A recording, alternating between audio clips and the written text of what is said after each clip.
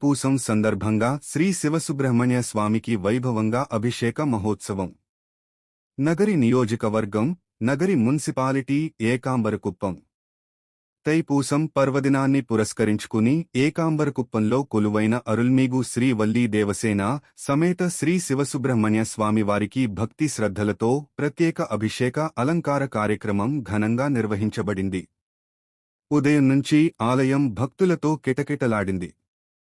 వేద మంత్రోచ్చారణల నడుమ స్వామివారికి పాలు, పెరుగు, తేనె, పంచామృతాలతో అభిషేకం నిర్వహించగా అనంతరం స్వామివారిని ఆకర్షణీయమైన అలంకారంతో దర్శనమిచ్చారు.